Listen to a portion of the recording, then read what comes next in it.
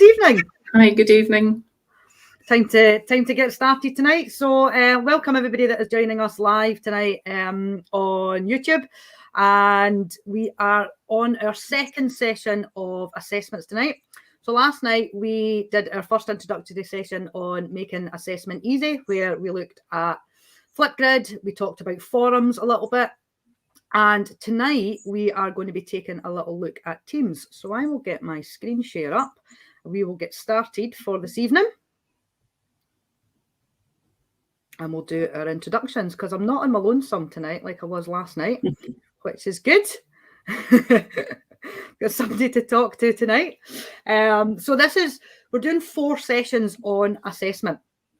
We have got the one tonight, which is 7:30. Next week on Wednesday, we have got another one at 7:30. We'll be looking at all the options for assignments. So tonight we are going to be looking specifically at setting those Teams assignments, the examples of how I've set them, why I've set them. Ros is going to be giving some examples as well and looking at that gradebook.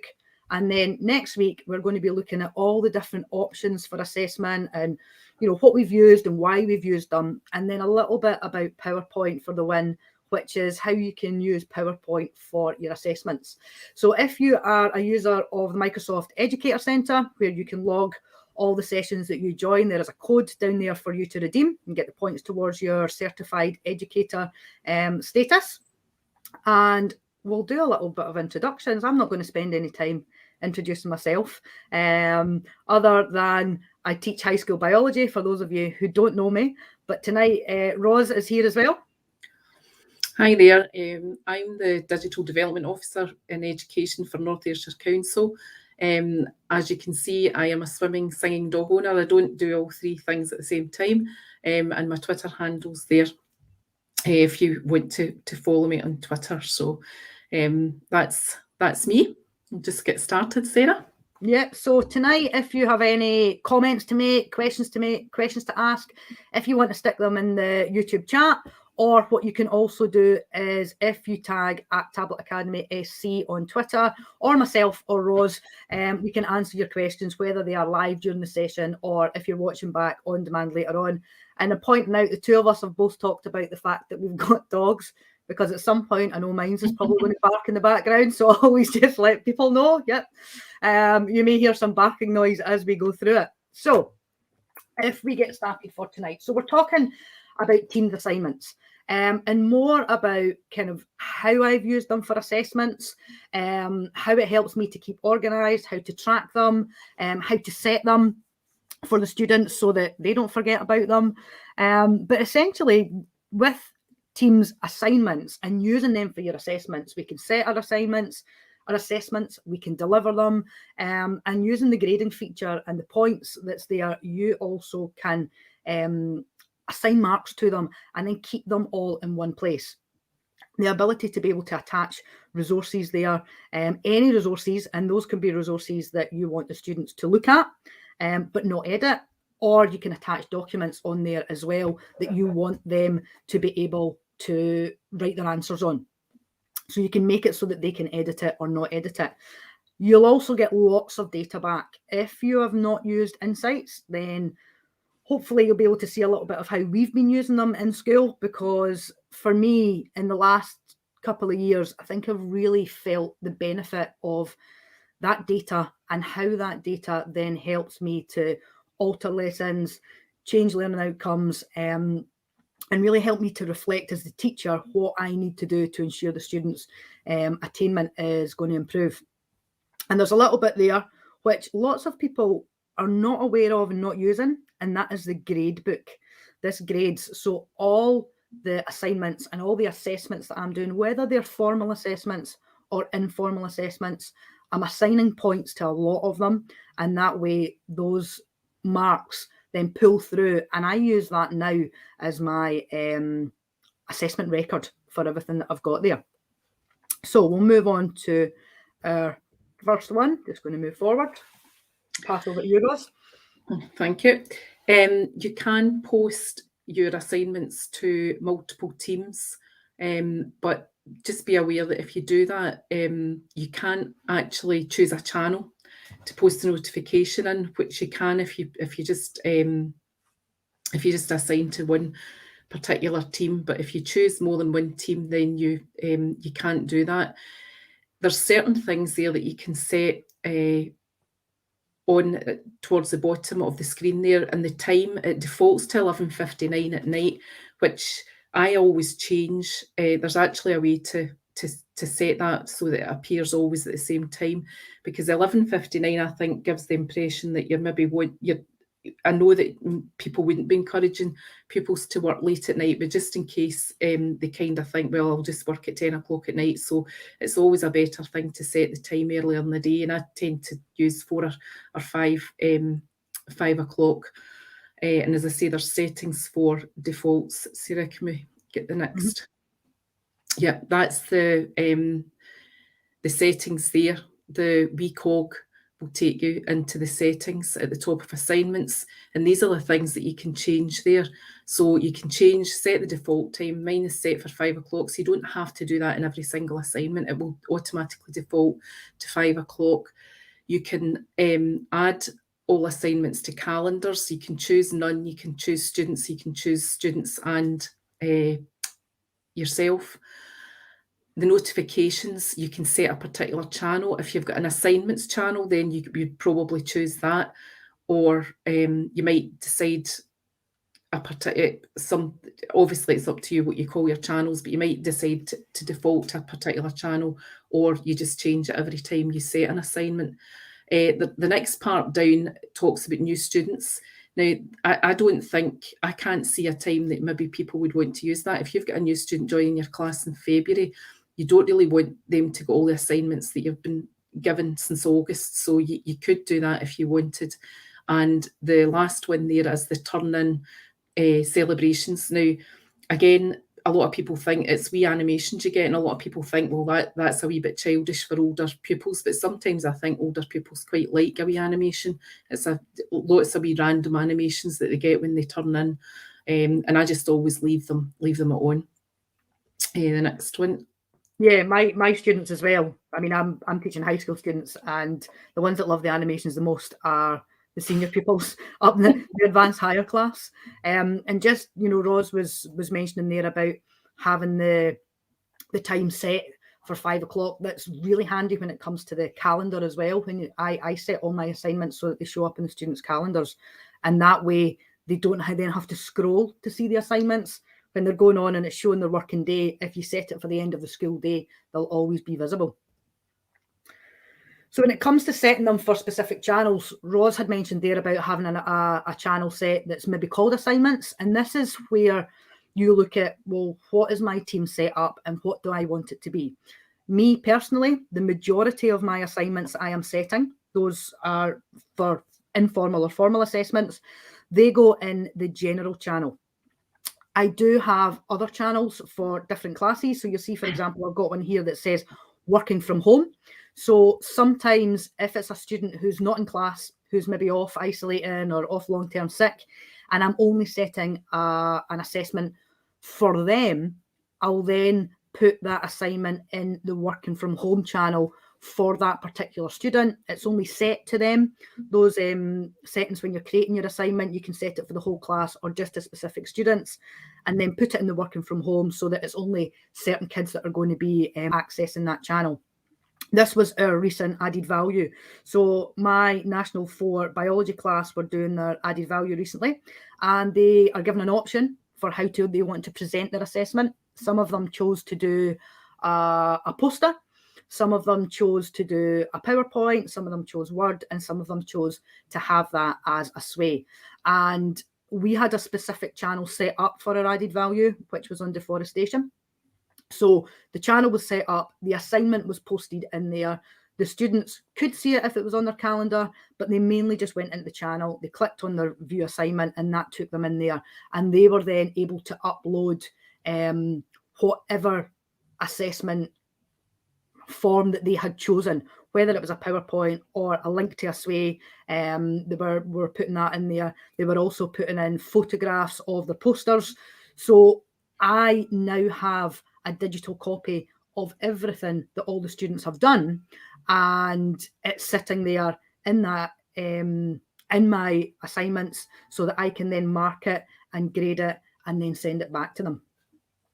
I think as well there, it's important to be consistent. You know, if the class are used to you doing something a particular way, if you've got an assignments channel or you do post in general, because obviously they can find their assignments in assignments, but in the backpack and the side there. But I always think it's to try and make things as easy as possible for them. And I spoke, sorry, Ros, and I actually spoke to my daughter about this. And she said it's from a student's point of view. I think we don't necessarily think about it from a teacher's point of view, but from a student's point of view, they've said it's actually very overwhelming when they click on that assignments at the side and they see everything from every subject all put in together.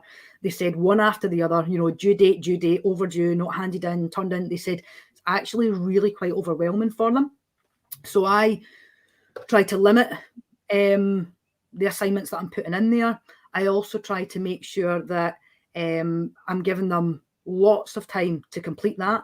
I never have a close date on it. It never closes off so that they can't put it in. So if it's 3 weeks after the due date, the assignment is still open so that they can post it.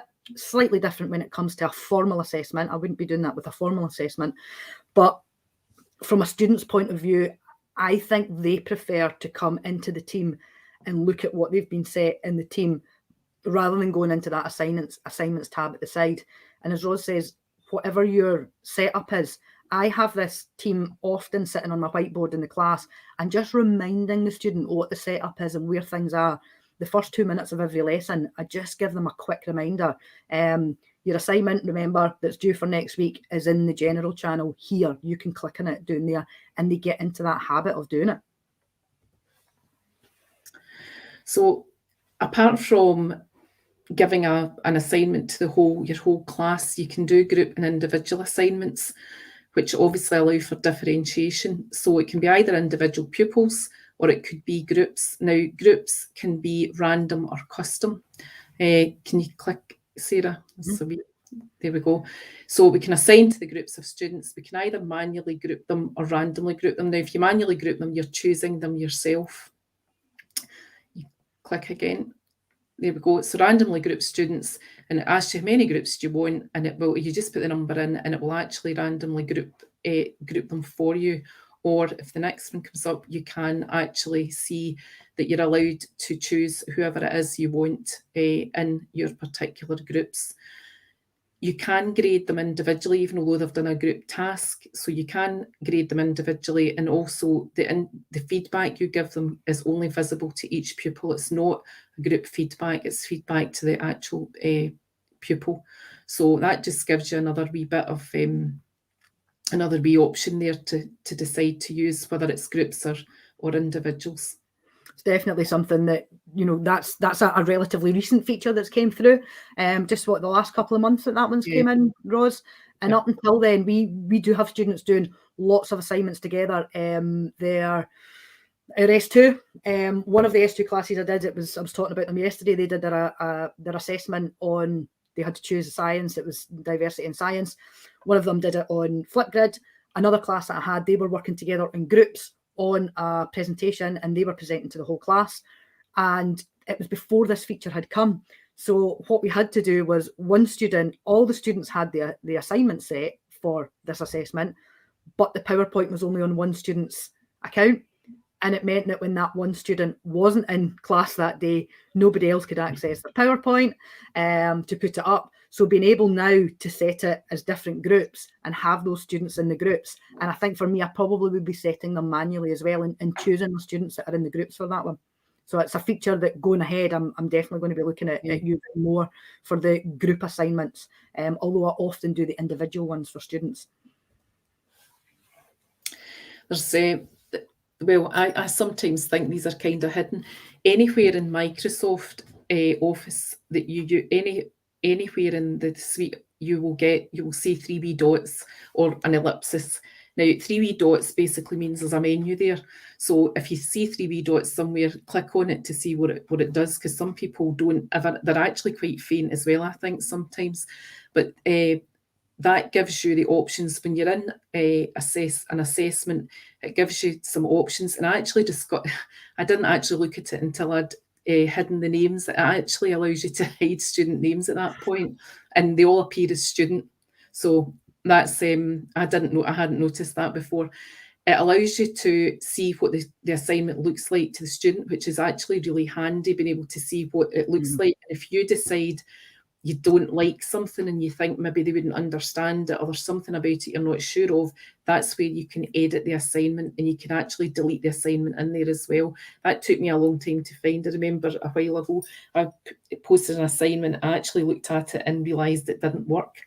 So I then tried to delete it, and it took me a long time to find that that's how you actually do it. So it's a good tip to go and have a wee look and see what it looks like to your students. And as I say, if you need to, then edit it.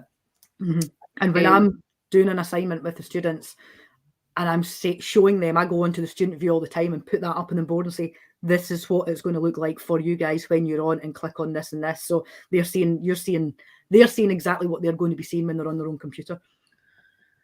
So if you click again, Sarah, there's another week. Yeah, if we're in that's the student view of the assignment, that's what it looks like to them. And up again in the top right-hand corner there, we've got the immersive reader symbol. So immersive reader is throughout Teams, various different places, but it's there, and they can have the assignment read out to them.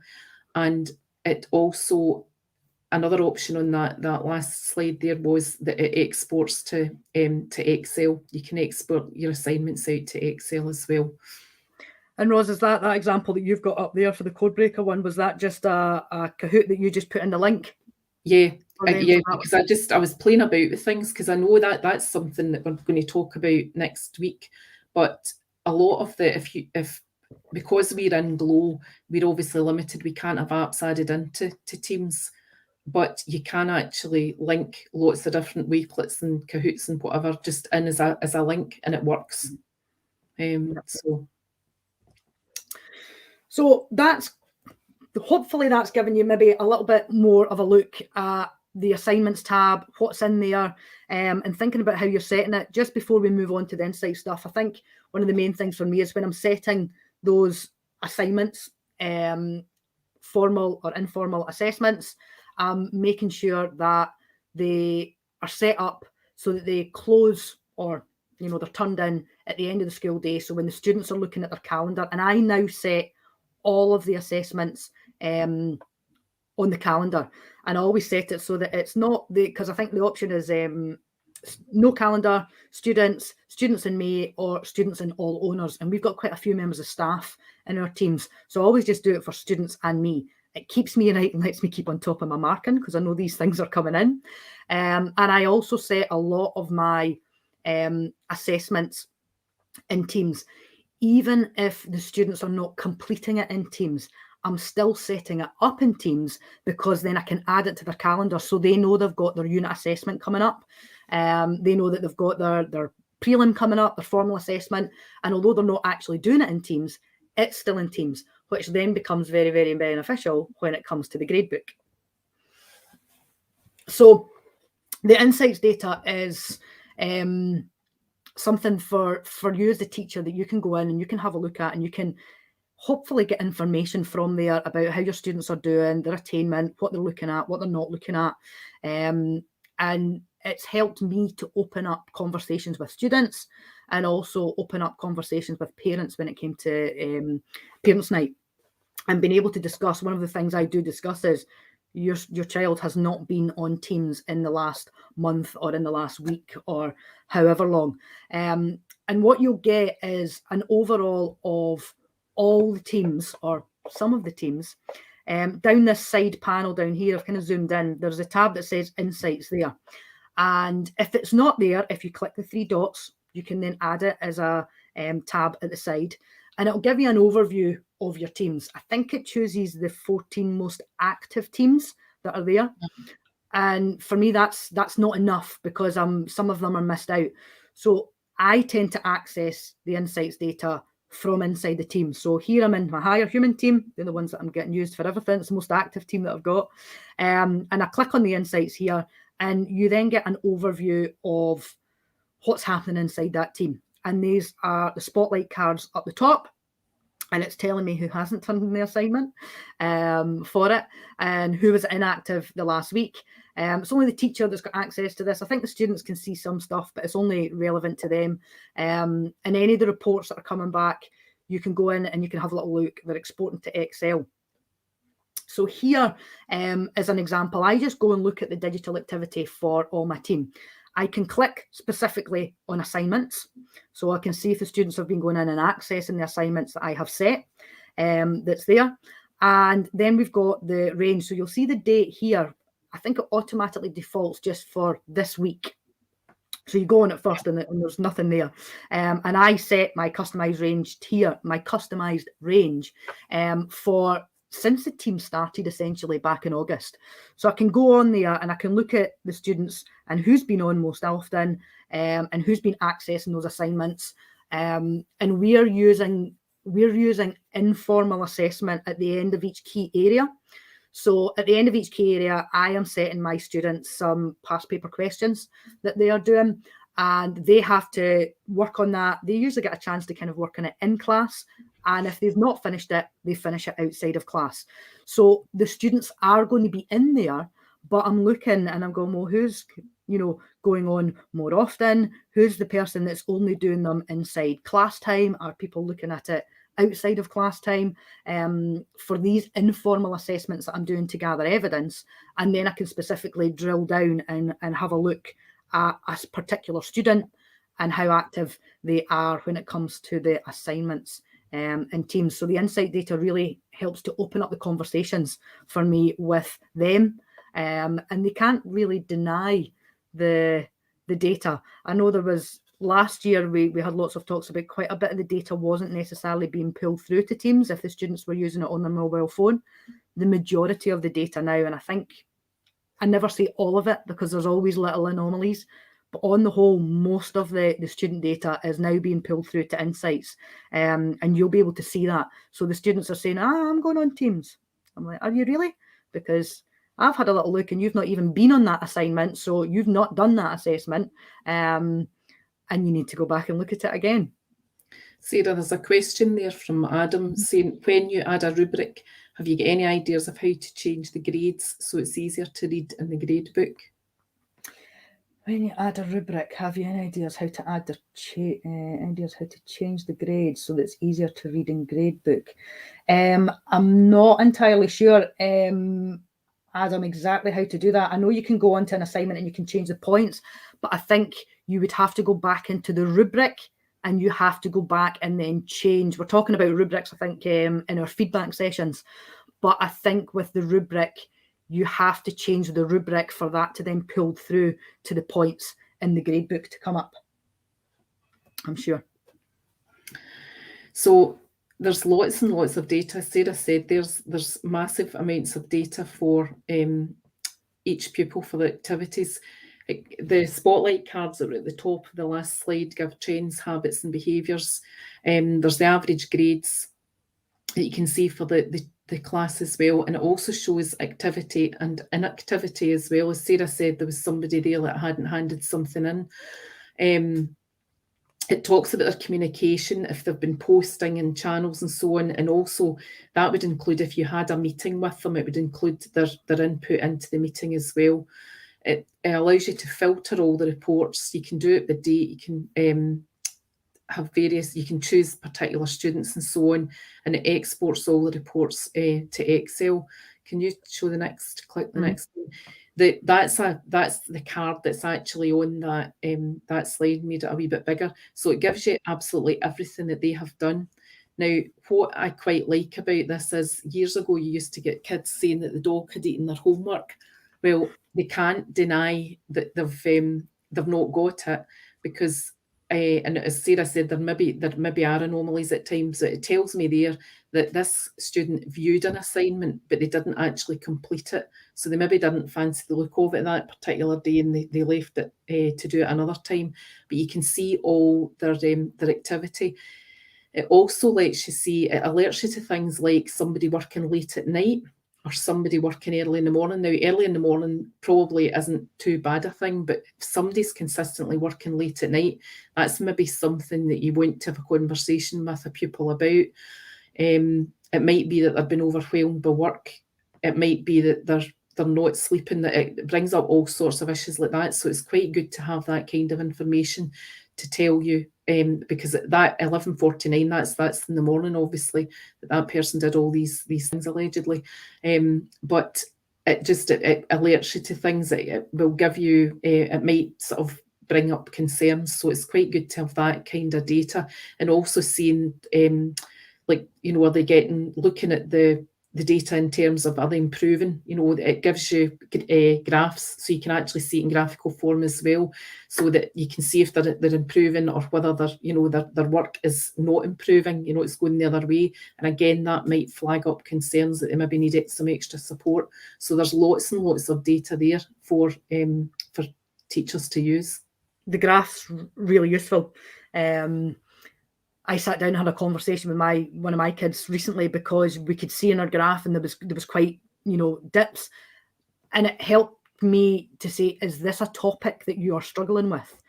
Because what we'd found was the informal assessment that she'd done had dipped, and she didn't do particularly well in a couple of them, but the formal assessment that we had done, she'd actually done really well on those topics in it. And I said to her, you know, it's looking like you're not, have you revised on that? You know, are you improved on it? And what she told me was, at the point where she had those assignments due for me, she was actually working on a photography portfolio at the same time. And she said, actually, a lot of my time was being taken up with my portfolio. And she says, brutally honest, Mrs. Clark, I didn't spend enough time on them. I just skimmed through them.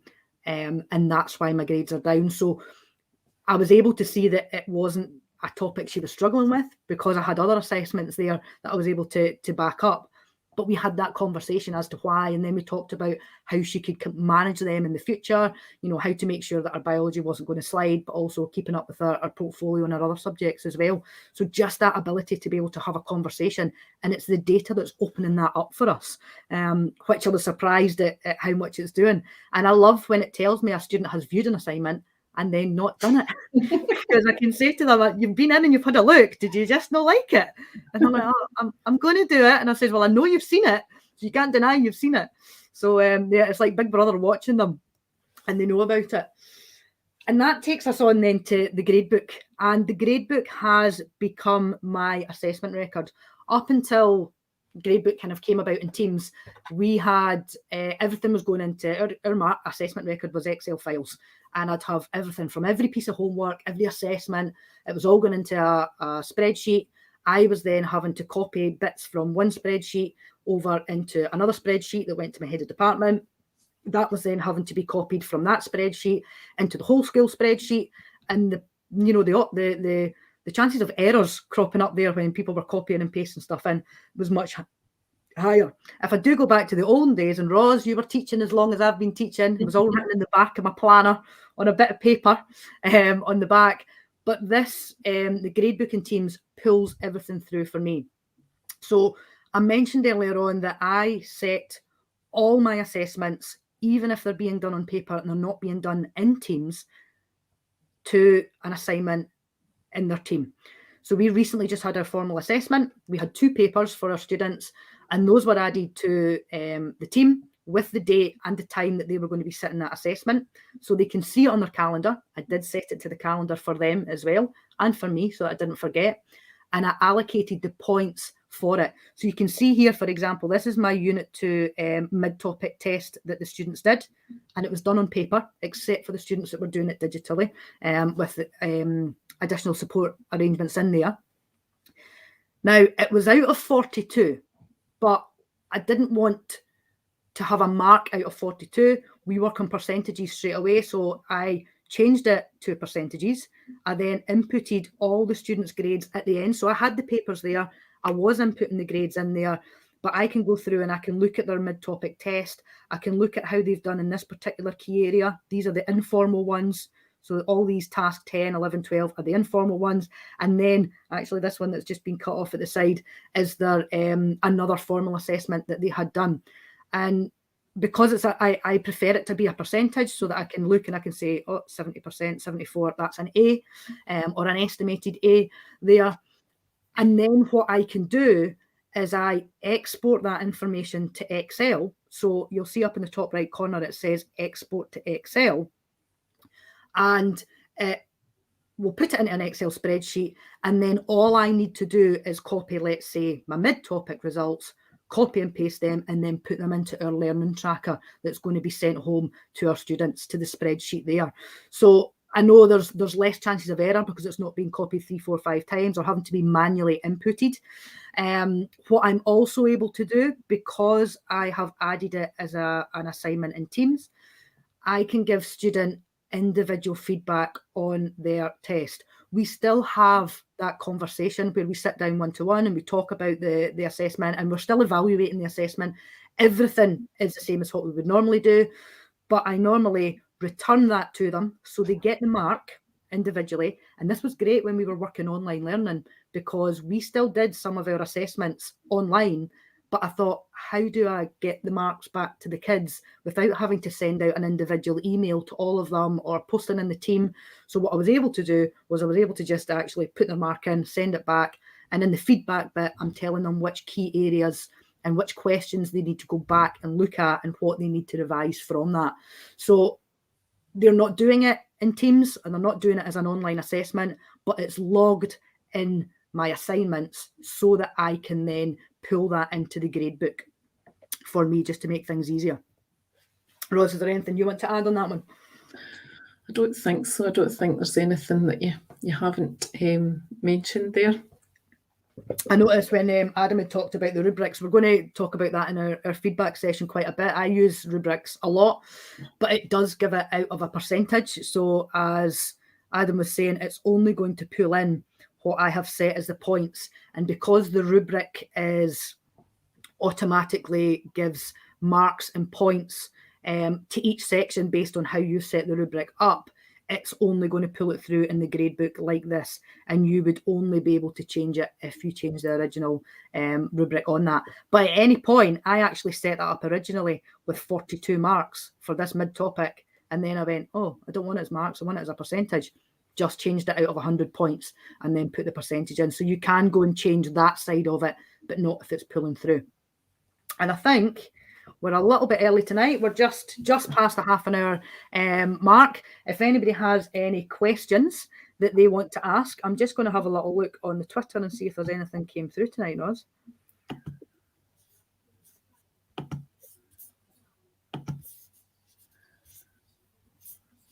I'm noticing Adam's talking about the group project. He's not used that feature before. He's not used the group assignments before. So I think the key thing when it comes to assignments we're probably familiar with, but being able to use it so that it cuts down your work, keeps everything in one place for yourself. Also with the students, it's keeping everything in one place for my students. They know that anything that is important is going to be added as an assignment in their team, and therefore it's going to pull through to their calendar. Helps them with their organisation. I find a lot of students, they're not organised. They don't use their calendar feature on their phone. They don't use the calendar feature inside Teams.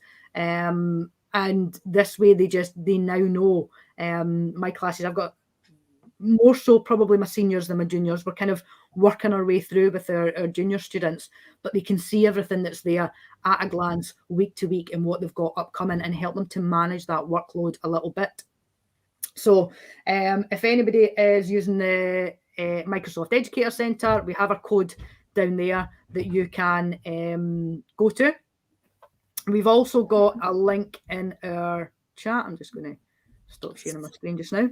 We should also have a link in our chat that has the feedback form, and we would love you to link on that. We'll put it out on Twitter later on tonight as well for anybody that joined us for the link to our survey, because a little bit of feedback helps us to plan for our next sessions if we're talking too much.